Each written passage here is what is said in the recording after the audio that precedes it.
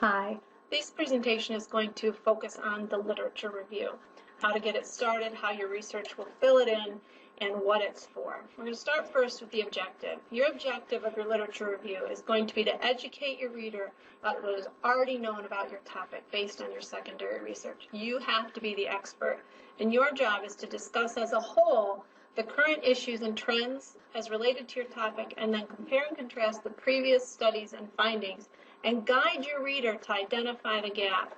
Your job is to have the knowledge, make the analysis, and bring your reader to see the gap, which is where your thesis will fill in.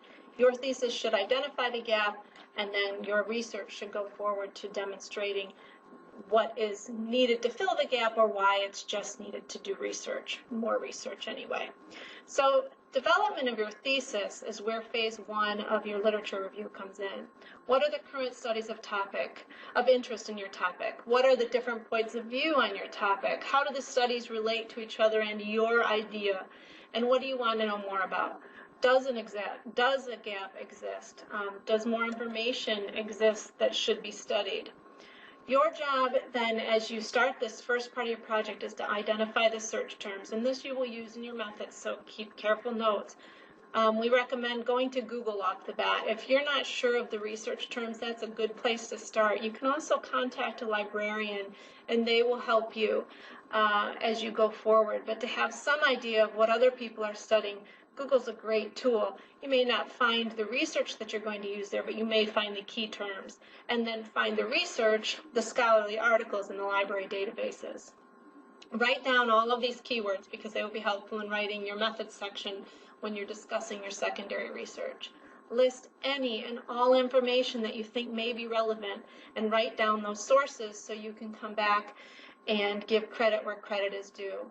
And then start to categorize your information. This goes back to really starting to work with that outline in mind. What information do you need about the problem, the population, the past and present development of that issue?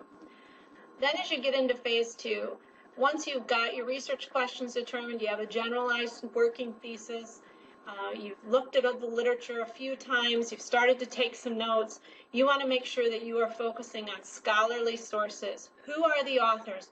And write notes to yourself. Who are they? What are their credentials? Why should anyone pay attention to them? Why are you paying attention to them? Make sure you keep careful notes about those references so that you can use them on your works cited page.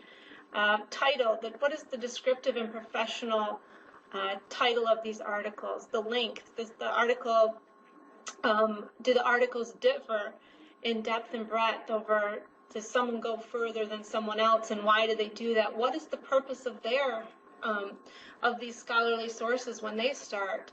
You want to have a general idea of why they're writing. This will help you improve your writing and your purpose. Always ask your librarian, ask your instructor for ideas, ask the people you work with or for, and your classmates. Bounce some ideas off of people so you can start to identify what needs to be discussed. And then review the methodology that these people are using. This is the way to avoid having citation that really is pointless and not helpful. Your instructor is going to require scholarly sources, and you need to require that of yourself if you're going to be the expert on your topic. So then you need to evaluate these sources in relation to your thesis. Are they relevant? Are they necessary to discuss? You don't want a 3-page reference that doesn't even work in your paper. Your reference sources will be used. They will come from your research, from your literature review. You're going to cite those sources. Does the source offer an alternate point of view or perspective that enhances your overall discussion? Does the source identify possible bias in the work of others? Does the source offer academically sound and unbiased support of your thesis and the need for your research? Does the source serve to support the work of other sources, allowing for a more thorough synthesis and analysis? Why are you choosing to use these sources? You need to know why, and they need to be relevant and necessary to your argument to be included in your paper. Then your job, in the end, what your literature review is really about, is summarizing, although in a limited view. More important to examine the similarities and differences in the information and how it relates to your thesis, and consider those gap opportunities. How does this help open into your further into your paper? So things to consider in the end when you're analyzing: credentials, who are these authors, how do they relate to each other? Credibility, are they completely objective or not? Their date of publication, is the literature current? And their argument, is their argument compelling enough to help you write your paper? So literature reviews have a very simple outline, and it's similar to the rest of your paper. There's an introduction. What's the focus of all the literature? Who are the major contributors? Why have you elected to use them? And how does the literature serve to offer, most importantly, a relevant information relevant to your research problem and your purpose? Make sure always throughout your paper you're coming back to your own thesis.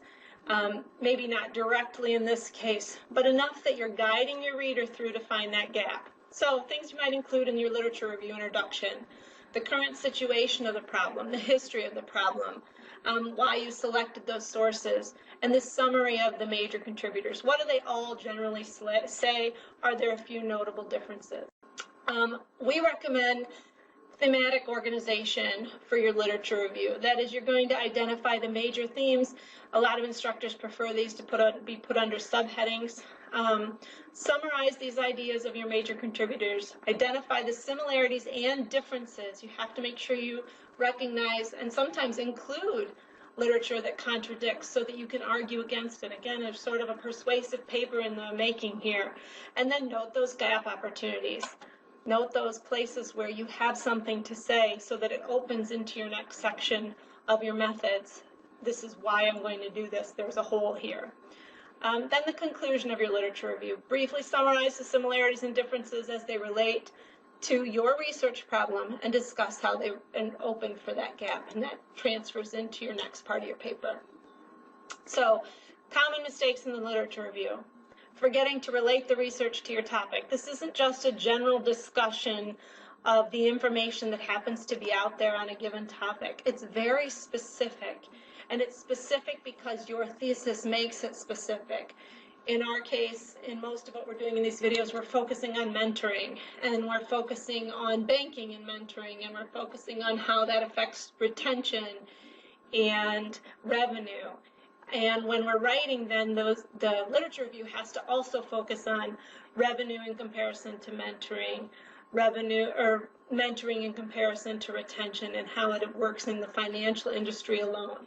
And all of the literature that we're going to discuss then is going to focus on that, and it's going to lead your reader to be ready for your methods section and your own research that's going to prove that you have something else to offer. You don't want to just summarize and say, here's what they said. You need to analyze it in relation not to your own personal opinion, but to the relationship all of the literature has, in that you want to compare and contrast the sources in relation to each other and in relation to your thesis, but you don't want to interweave your own opinion in there. That comes later in the discussion section. The literature review, the job is to compare those sources and what they say, and then you'll later come back and put your own ideas in there based on your own research. And that brings us to the next part. Don't offer your own opinions. Don't discuss your personal ideas in that literature review. Save your research for the discussion and conclusion. Resources for literature review. Cambridge College has a nice section. It's brief. The University of Wisconsin and Minnesota Duluth have brief discussions, but they share it differently, and any or all of them may be helpful to you. And then the go-to site for me is the USC website, which is very thorough.